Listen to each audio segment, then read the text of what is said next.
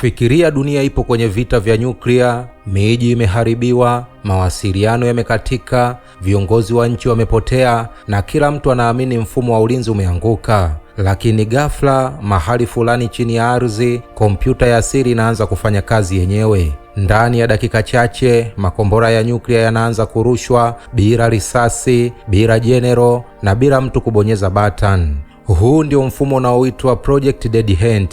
Katika miaka ya vita baridi, dunia iliishi kwenye hofu ya vita vya nyuklia.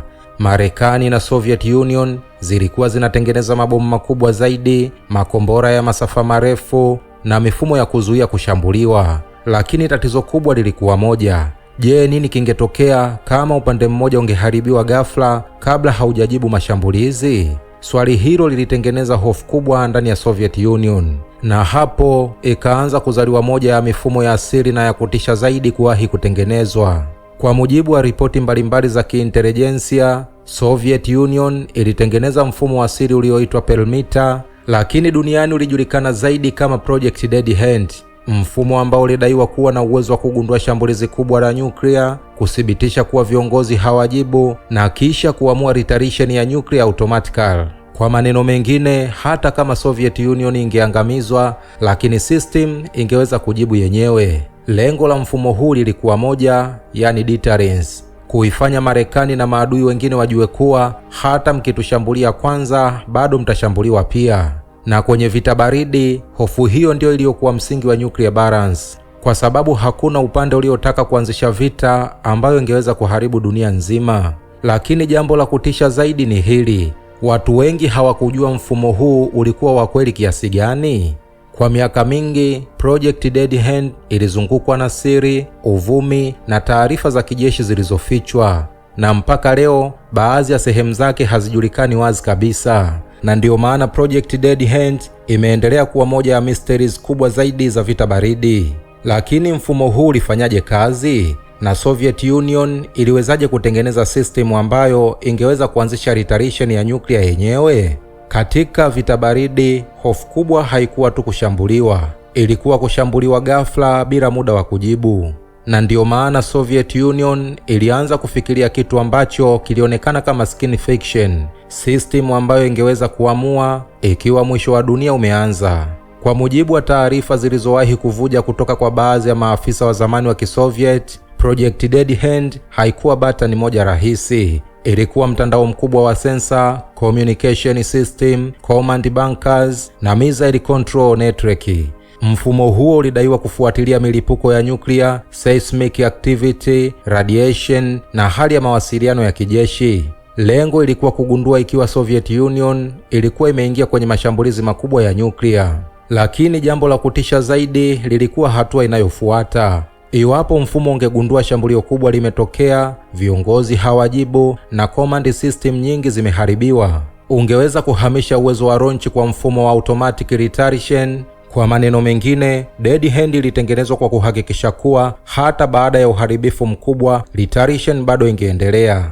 Wataalamu wengi wa military strategy waliamini kuwa uwepo wa mfumo huo ulikuwa ujumbe kwa maadui wa Soviet Union. Ujumbe uliokuwa unasema hakuna shambulizi la kwanza litakalotuondoa kabisa. Na hiyo ilikuwa sehemu ya detrain ya mwisho wa Assured Destruction MAD, yani ikiwa upande mmoja unaanzisha vita vya nyuklia, pande zote zinaweza kuangamia. Na hofu hiyo ndio iliyosaidia kuzuia vita kubwa ya nyuklia kwa miaka mingi. Lakini pamoja na deterrence, Dead Hand pia ilitengeneza hofu nyingine kubwa.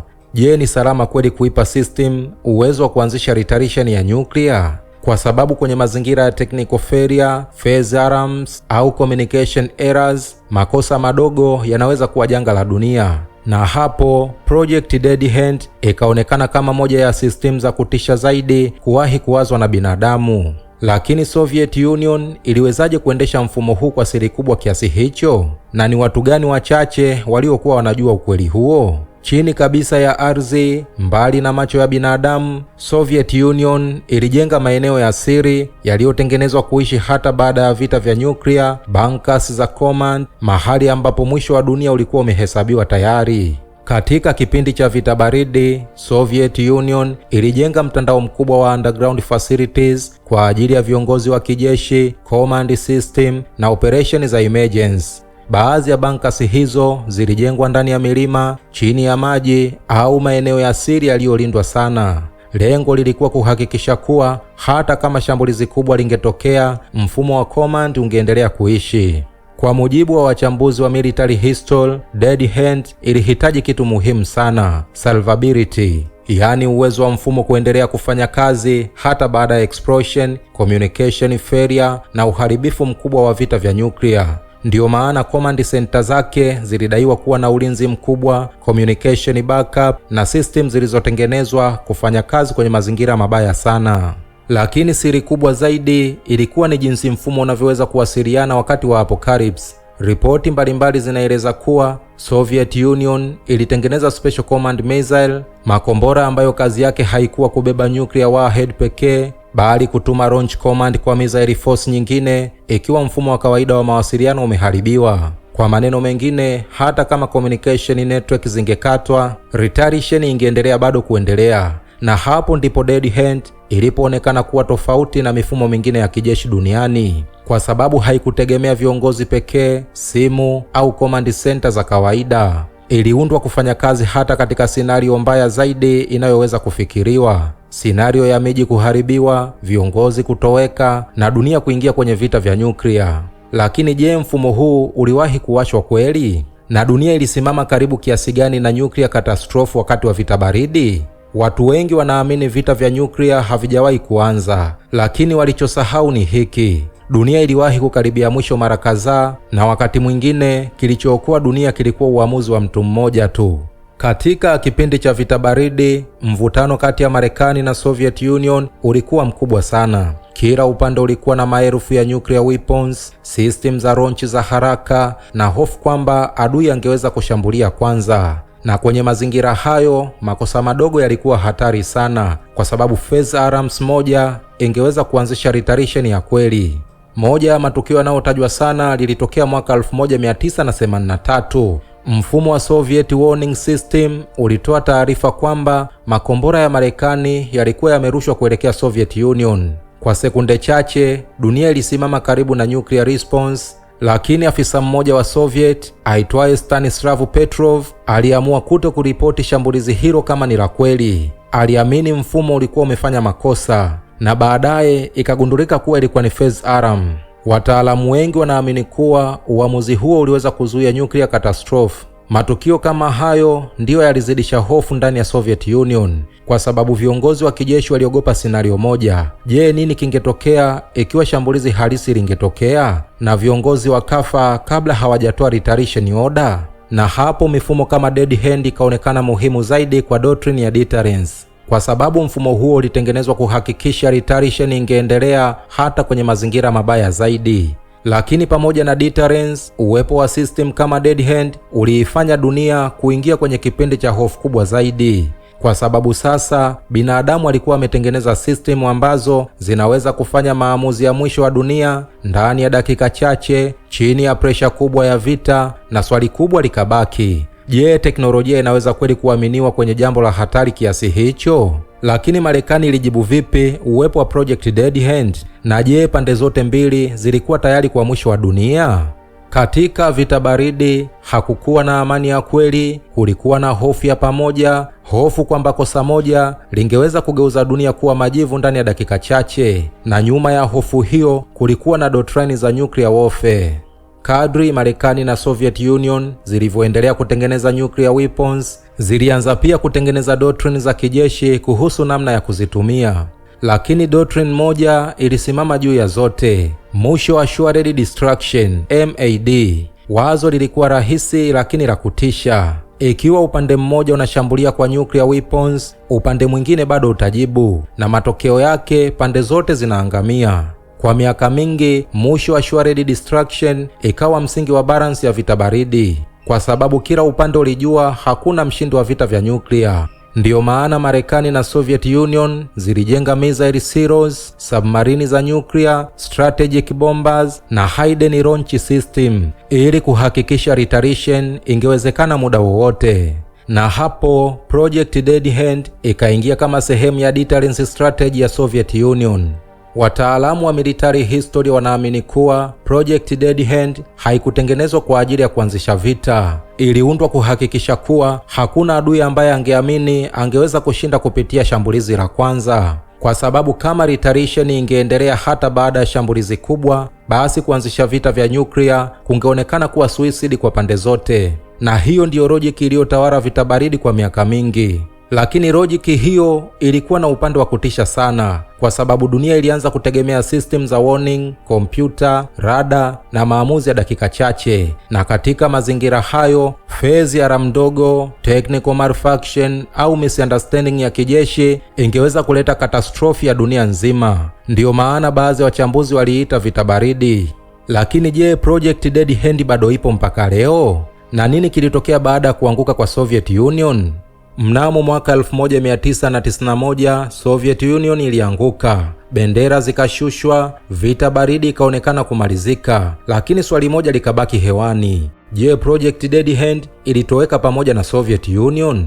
Baada ya kuvunjika kwa umoja wa Kisoviet, dunia iliamini kuwa enzi ya hofu kubwa ya vita vya nyuklia ilikuwa imepungua. Lakini Urusi ilirisi silaha nyingi za nyuklia, command system na sehemu kubwa ya military infrastructure ya Soviet. Na hapo uvumi kuhusu Dead Hand ukaendelea kuishi, kwa sababu taarifa nyingi kuhusu mfumo huo zilikuwa bado siri. Katika miaka iliyofuata, baadhi ya maafisa wa zamani wa kijeshi wa Urusi walitoa kauli zilizodokeza kuwa mfumo wa perimeter ama Project Dead Hand huenda uliendelea kuwepo kwa namna fulani, ingawa taarifa kamili hazikuwa wazi.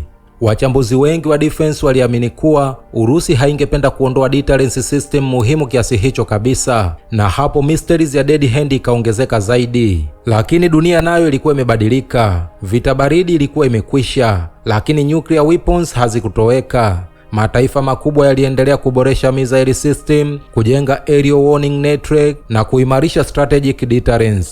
Na hiyo ilimaanisha kuwa hofu ya nuclear retaliation bado iliendelea kuwepo kimya kimya. Wataalamu wengi wanaamini kuwa hata kama Dead Hand ya zamani ilibadilishwa au kuboreshwa, wazo lake kuu bado linaishi. Wazo kwamba retaliation lazima iwe guarantee na adui asiamini anaweza kushambulia bila kujibiwa. Na kwenye dunia ya nuclear power, deterrence bado ndio msingi wa balance ya nguvu. Lakini je, mifumo ya kisasa ya AI inaweza kuingia kwenye nuclear command system? Na dunia ipo salama kiasi gani kwenye enzi mpya ya vita vya teknolojia? Miaka ya nyuma, hofu kubwa ilikuwa binadamu kubonyeza nuclear button, lakini sasa dunia inaanza kuogopa kitu kingine, AI. Kwa sababu kadri teknolojia inavyozidi kuwa smart, ndivyo swali la kutisha linavyozidi kujitokeza. Je, mashine zinaweza kupewa nguvu za mwisho wa dunia? Leo hii AI system zinatumika kwenye maeneo mengi ya kijeshi, data analysis, surveillance, missile detection na electronic warfare, kwa sababu AI inaweza kuchambua taarifa kwa spidi kubwa, kugundua patterns haraka na kusaidia maamuzi ya kijeshi ndani ya sekunde chache. Na mataifa makubwa yanaendelea kuwekeza sana kwenye teknolojia hiyo. Lakini wataalamu wengi wa nuclear security wanaonya kuhusu hatari kubwa, kwa sababu kwenye mazingira ya crisis, AI inaweza kutafsiri data vibaya, kushindwa kuelewa context au kufanya prediction zisizo sahihi. Na kwenye nuclear warfare, makosa ya sekunde chache yanaweza kuwa janga la dunia nzima. Ndiyo maana baadhi ya wachambuzi wanaogopa kuongezeka kwa automation kwenye nuclear command system. Wazo la Project Dead Hand lilitokana na hofu ya retaliation kutoshindikana. Lakini kwenye enzi ya AI, hofu mpya imeanza kujitokeza. Je, mifumo ya automatic response inaweza kuwa ya haraka mno, ngumu kusimamisha au kufanya maamuzi yasiyotabirika? Kwa sababu kadri systems zinavyokuwa automated, ndivyo binadamu anavyopunguza nafasi yake kwenye maamuzi muhimu. Hadi sasa, mataifa mengi yanasema kuwa binadamu bado ndiyo mwenye uamuzi wa mwisho kwenye nuclear weapons. Lakini wataalamu wanaonya kuwa kadri ushindani wa kijeshi na AI unavyozidi kuongezeka, pressure ya kutumia automation inaweza kuongezeka pia. Na hapo dunia inaweza kuingia kwenye kipindi kipya cha hofu. Sio tena hofu ya vita baridi pekee, bali hofu ya mashine, algorithm na automated warfare system. Lakini je, dunia imejifunza kweli kutokana na hofu ya vita baridi? Au bado tunaishi ndani ya mfumo wa deterrence wa kutisha? Vita baridi viliisha, lakini nuclear weapons hazikutoweka. Kinyume chake, mataifa makubwa yaliendelea kuziboresha kimya kimya, na mpaka leo dunia bado inaishi chini ya kivuli cha nuclear deterrence. Leo hii mataifa kadhaa duniani yanamiliki nuclear weapons, yakiwemo Marekani, Urusi, China, Ufaransa, Uingereza, India, Pakistani na Korea Kaskazini. Na kila taifa lina doctrine zake za deterrence, retaliation na strategic defense. Kwa sababu kwenye dunia ya leo, nuclear weapons bado zinaonekana kama nguvu ya mwisho wa kijeshi. Urusi na Marekani bado zina idadi kubwa zaidi ya nuclear warhead duniani, na pamoja na mwisho wa vita baridi, mataifa hayo bado yana missile silos, submarine za nuclear, strategic bomba na aerial warning system. Hii inaonyesha kuwa deterrence bado ni sehemu muhimu ya military strategy ya mataifa makubwa. Lakini dunia ya leo ni tofauti na ile ya zamani. Sasa kuna cyber warfare, AI system, hypersonic missile na advanced surveillance technology. Na hiyo imeongeza complexity ya nuclear security, kwa sababu shambulizi linaweza kuwa la kidigitali, taarifa zinaweza kuvurugwa na maamuzi yanaweza kulazimika kufanywa kwa spidi kubwa zaidi kuliko zamani. Ndiyo maana baadhi ya wachambuzi wanaamini kuwa ingawa vita baridi iliisha, hofu ya nuclear catastrophe bado haijatoweka. Imebadilika tu kutoka mabomu ya zamani kwenda system za kisasa za teknolojia, automation na strategic competition mpya duniani. Na hapo legacy ya mifumo kama Project Dead Hand bado inaonekana kwenye mawazo ya deterrence ya kisasa. Lakini je, mfumo wa deterrence unaweza kudumu milele bila kosa kubwa kutokea? Na nini kinaweza kutokea ikiwa dunia itaingia kwenye crisis mpya ya nyuklia?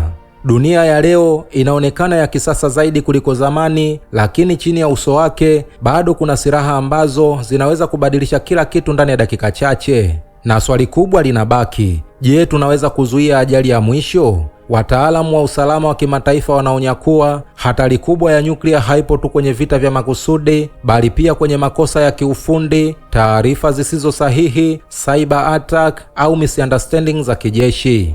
Kwa sababu mifumo ya kisasa ya ulinzi wa nyuklia inategemea sensa, satellite, AI analysis na communication network. Na kama mfumo mmoja ukikosea, matokeo yake yanaweza kuwa makubwa sana. Historia inaonyesha kuwa dunia tayari iliwahi kukaribia nuclear disaster mara kadhaa kutokana na phase alarm. Na kila tukio kama hilo linaonyesha jinsi mfumo huu ulivyo fragile, kwa sababu uamuzi wa kushambulia au kutokushambulia unaweza kutegemea taarifa za sekunde chache tu. Na hivyo ni hatari kubwa sana kwenye kiwango cha kimataifa. Kadri teknolojia inavyoendelea kukua, AI, automation na cyber system zinaweza kuwa sehemu kubwa ya decision making ya kijeshi. Na ingawa zinasaidia kuchambua data haraka, kugundua threat na kuongeza efficiency, pia zinaongeza swali muhimu. Je, binadamu bado ana control ya mwisho kwenye maamuzi ya nyuklia? Ndiyo maana baadhi ya wachambuzi wanaona kuwa future nuclear crisis inaweza isianze na vita vya moja kwa moja, inaweza kuanza na errors ya mfumo, cyber interference au misinterpretation ya data, na kwenye mazingira ya tension kubwa, hata kosa dogo linaweza kuwa target ya janga kubwa. Hiyo ndiyo hofu ya enzi ya kisasa. Lakini je, dunia inaweza kujifunza kutokana na historia ya vita baridi na Project Dead Hand, au bado tuko ndani ya mfumo huo huo wa deterrence bila kujua? Katika historia ya binadamu, kuna teknolojia chache sana ambazo zinaweza kuamsha hofu kimya kimya duniani kote. Project Dead Hand ni mojawapo, si kwa sababu iliwahi kuonekana ikifanya kazi, bali kwa sababu ya wazo lake lenyewe.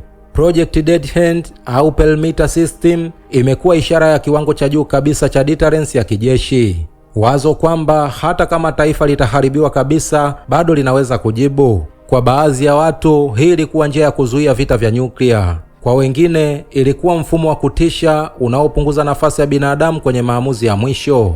Baada ya vita baridi, dunia ilibadilika, lakini si kila kitu kilitoweka. Nuclear weapons zilibaki, deterrence ilibaki, na fikra za mwisho destruction bado zinaishi kwenye mikakati ya mataifa makubwa. Na hivyo, legacy ya Project Dead Hand haipo tu kwenye historia ya Soviet Union, ipo kwenye falsafa ya usalama wa dunia ya leo. Kadri teknolojia inavyoendelea kukua, AI, cyber warfare na automation zinabadilisha namna maamuzi ya kijeshi yanavyofanywa. Na hiyo inaibua swali moja kubwa zaidi. Je, binadamu bado ndio muamuzi wa mwisho kwenye vita vya kisasa? Au mifumo ya teknolojia tayari imeanza kuchukua nafasi hiyo kimya kimya?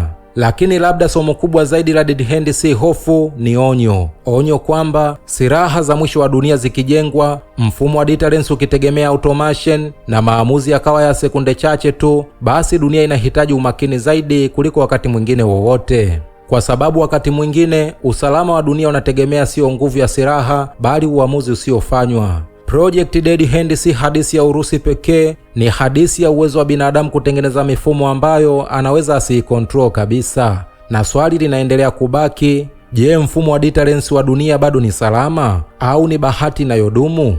Kama umefikia mwisho wa video hii, basi umeingia ndani ya moja ya siri kubwa za vita baridi na dunia ya kisasa. Usisahau kucomment na kushiriki mawazo yako. Tuandikie hapo chini. Je, mfumo huu wa Project Dead Hand ama Perlmutter ni hatari duniani ama uliusaidia Soviet Union kujikinga dhidi ya mazira ya Marekani? Tuandikie maoni yako, kisha usisahau kusubscribe na kugusa alama ya kengele itakayotokea hapo ili uweze kupata notification zetu kila wakati tunapopakia video zetu. Mimi sina la ziada, nikutakia usikivu mwema vipindi vinavyokuja. Asante na kwaheri, bye bye.